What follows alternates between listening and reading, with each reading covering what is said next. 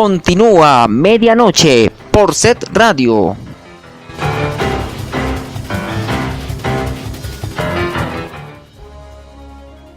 12 de la noche, 37 minutos. Seguimos con mucha más información a esta hora de medianoche. Gracias por acompañarnos, gracias por continuar con nosotros aquí en medianoche. Pues desde este lunes se va a realizar un cierre parcial en la estación León 13 de Transmilenio.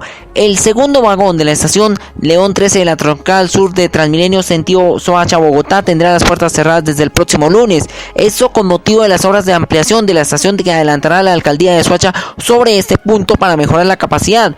Por eso Transmilenio anunció desde este lunes de esta semana que se ha adelantado la jornada informativa con los usuarios del sistema para evitar congestiones ese día.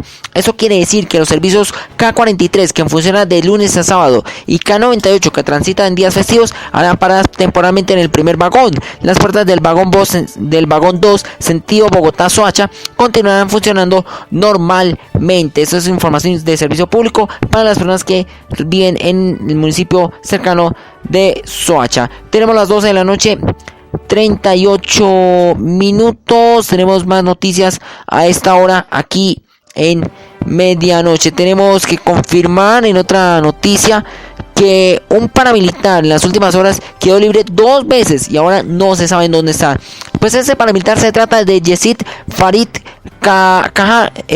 Cachayas, que tiene pendiente una condena de 40 años por homicidio y desaparición forzada. Un fallo condenatorio contra Yesid Farid Cachayas Quevedo, alias El Rolo o Duende, se convirtió además en un regaño para la fiscalía de Yopal al haber dejado libre en 2 ocasiones a este peligroso paramilitar. Cachayas, quien era escolta de Alexander Gómez Urbina, alias Careloco, jefe de las autodefensas de los municipios de Casanare, Boyacá y Cundinamarca, fue condenado por el asesinato del médico Antonio Munive Peralta. El crimen de Munive, según la investigación, lo ordenó Héctor Germán Buitrago Martín Llanos, porque en un consejo de seguridad denunció asesinatos y desapariciones. Munive fue asesinado junto con Nairo Homero Chaparro, el conductor de la ambulancia en el hospital de Receptor en Casanare, durante una cita de los panas. Para estos crímenes, Cachayas fue capturado el 22 de octubre del año 2004, pero como la Fiscalía de Yopal le imputó el cargo de concierto para delinquir, el 14 de noviembre de 2006 un juzgado especializado le concedió la libertad provisional por los mismos hechos. Cachayas fue recapturado el 13 de septiembre del año 2009 y nuevamente fue dejado en libertad por vencimiento de términos. La investigación por los 2 homicidios que un juez de Yopal condenará al Rolo a 40 años sin beneficio de escarcelación, pero hoy nadie sabe sobre su paradero. Tenemos las 12 de la noche, 40 minutos. En Bogotá se va a alistar lo que va a ser la total tutelatón para que las vendedores ambulantes en Bogotá puedan regresar al espacio público. El distrito está listo para una tutelatón contra el espacio público, contra la recuperación del espacio público. Pues se impugnará una tutela que pidió reubicar a vendedores de la calle 72 que habían renunciado al kiosco. Pues en las últimas horas un juzgado de Bogotá se dio en este caso el Tribunal Administrativo de Bogotá, la Administración Distrital, las pruebas que tiene la tutela que la jueza administrativa de Bogotá protegió el derecho al trabajo, al mínimo vital y a una vida en condiciones dignas. Pues una persona realizó la denuncia, realizó una tutela para que pudiera recuperar sus derechos y pudiera volver a la calle 72. Ahora la administración distrital se enfrenta a la orden de la jueza para reubicarla en la calle 72 con calle 12 antes de 48 horas. Pero que se vencen ese viernes. La Secretaría de Gobierno informó que no es posible permitir que la señora ejerza como vendedora en la calle 72 con carrera 12 porque este es un espacio recuperado, y anunció que le ofrecerán otras 4 alternativas de ubicación para que pueda ejercer su oficio. La jueza en este caso tuteló los derechos de la vendedora por considerar que existen pruebas que ha ejercido su oficio por más de 10 años, debido a que aparece en un registro del distrito inscrita desde el agosto del año 2004 y además tiene un carnet que le fue concedido por un año.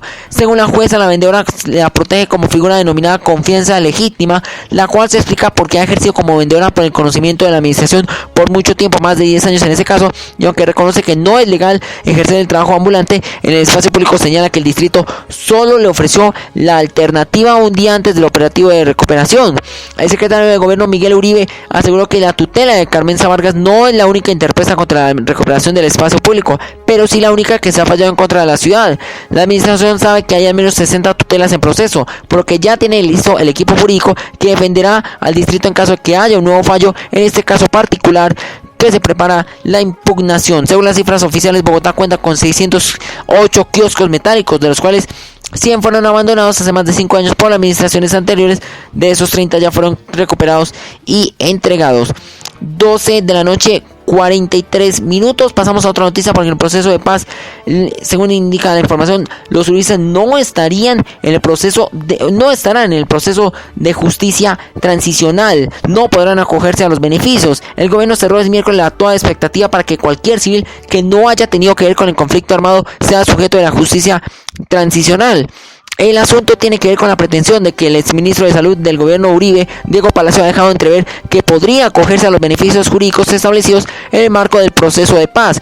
Palacio fue condenado por la justicia ordinaria a 8 años de prisión por el caso de la Yidis política, acusado de dar dádivas a cambios de votos para la reelección del expresidente Álvaro Uribe. El exministro de Salud y el general Rito Alejo del Río, también condenado a 25 años de cárcel, han estado explorando la posibilidad de que la justicia transicional que se acuerde para los excombatientes de la guerrilla pueda favorecer a agentes del Estado, inclusive a quienes no han tenido nada que ver con el final del conflicto. De hecho, el senador uribista del Centro Democrático, Alfredo Rangel, trabaja en la preparación de un proyecto de reforma constitucional que abriría la puerta para que agentes del Estado tuvieran beneficios en relación con los delitos conexos con el conflicto armado. Rangel confirmó que el exministro Palacio ha estado interesado en este proyecto y que ha ayudado a elaborar su texto, pero ese miércoles el ministro de Justicia, Jesse Reyes, descartó que los civiles que no han tenido relación con el conflicto reclamen estos derechos. 12 de la noche, 44 minutos.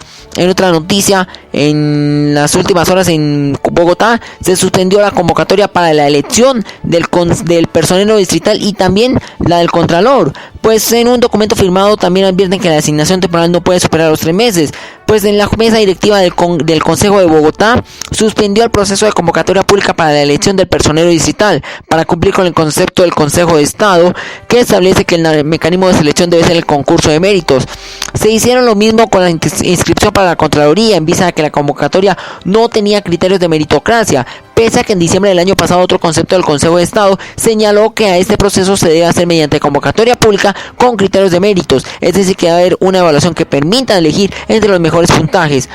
La decisión sobre personería se tomó luego de que el alto tribunal conceptó que la elección debe hacerse a través del concurso público de méritos, como lo dispone la ley para generalidad de los municipios. La consulta fue elevada por el Ministerio del Interior y la Función Pública ante la Sala de Consulta del Servicio Civil. Al respecto, José Fernando Ceballos Arroyave, director jurídico de la Función Pública, dijo que queda claro el procedimiento. El periodo del personero finaliza el próximo 28 de febrero. La plenaria se convocó para este viernes con el fin de autorizar que el personero encargado sea en concordancia con el concepto del Consejo de Estado y el segundo en jerarquía, mientras se reinicia todo el proceso por la elección a través del concurso. 12 de la noche, 46 minutos. Y las ventas de alimentos en Colombia no han presentado como una especie de pique. En este caso ha estado muy firme, pese a una inflación y a una desaceleración. En medio de la desaceleración de la economía, la industria de los alimentos, en este caso en Colombia, vive un buen momento. También jalará este año la producción industrial, que estima aumentará en 7,5%, según dijo el ministro de Hacienda Mauricio Cárdenas Santamaría. En la encuesta mensual manufacturera, en este caso del DANE, indica que mientras en el 2015 la producción del conjunto del sector industrial creció 0,9%, las actividades entre otras de procesamiento de carne, grasas, aceites y lácteos molinería y azúcar arrojaron alimentos superiores en términos reales esa cifra en tanto a producción como en ventas. La de alimentos es una industria que tiene demandas muy inelásticas, es decir, que responde poco a cambios con precios e ingresos porque sus productos se consideran muy necesarios, dice César Ferrari, profesor de economía de la Universidad Javeriana. 12 de la noche, 40 minutos. Vamos a revisar las cifras de la economía en la jornada, cómo terminaron las bolsas, cómo terminaron las cotizaciones del día. El dólar terminó nuevamente su jornada en el alza, terminó la jornada en 3.341 pesos con 69 centavos. El índice del euro terminó su jornada también al alza en 3.681 pesos con 80 centavos, mientras el índice de Colcap terminó a la baja en 1.228 pesos con 18 centavos. 12 de la noche, 47 minutos. Entramos inmediatamente a la información internacional aquí en Medianoche.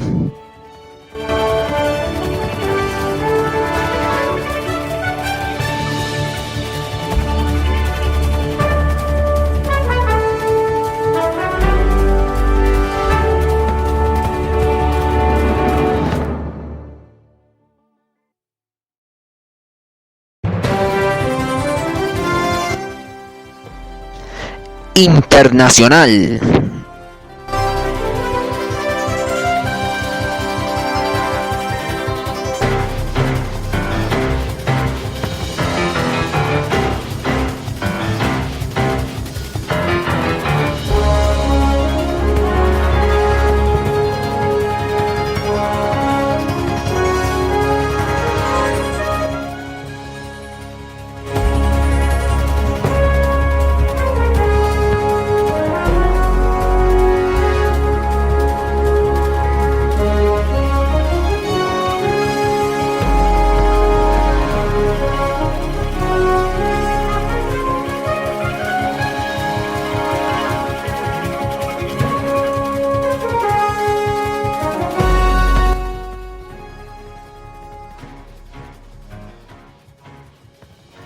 Doce de la noche, 48 minutos. Seguimos con mucha más información aquí en Medianoche. Pasamos a la información internacional porque el escándalo de Lava Jato salpica ahora a Ollanta Humala en Perú. La investigación en Brasil dice que había recibido $3 millones de la constructora Overtrecht, luego de conocerse una información emitida por el portal de noticias brasileño Globo.com que indica que el presidente peruano Ollanta Humala, con el recibimiento de sobornos cerca de $3 millones en el 2011 de la empresa Overtrecht en el marco del escándalo de corrupción conocido como Lava Jato. Periodistas del diario El Comercio buscaron la posición del ejecutivo brasileño respecto al tema.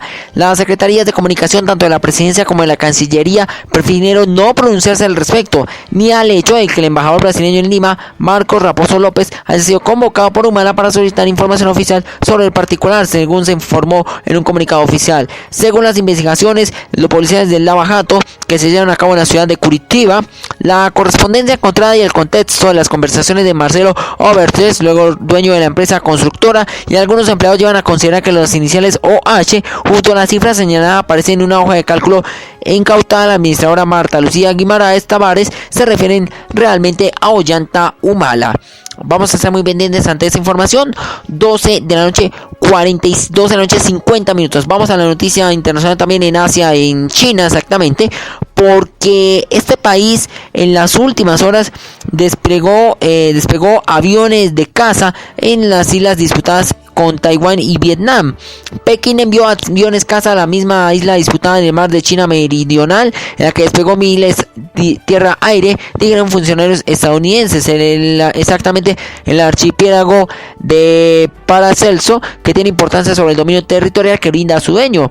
Citando dos fuentes anónimas, la cadena norteamericana Fox News había informado que exactamente los servicios de inteligencia estadounidenses que habían detectado en los últimos días aviones chinos Shenyang J-11 y Xi'an JH-7 en la isla Woody, en el disputado archipiélago Paracelso.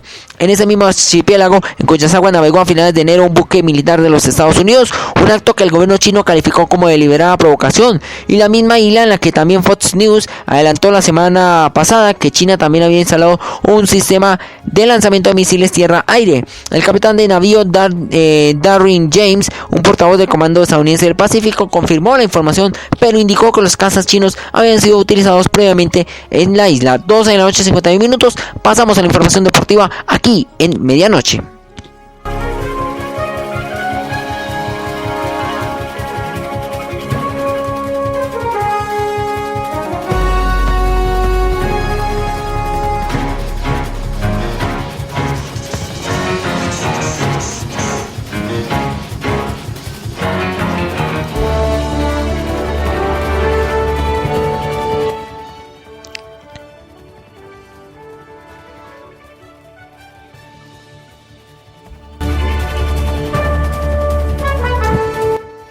deportes.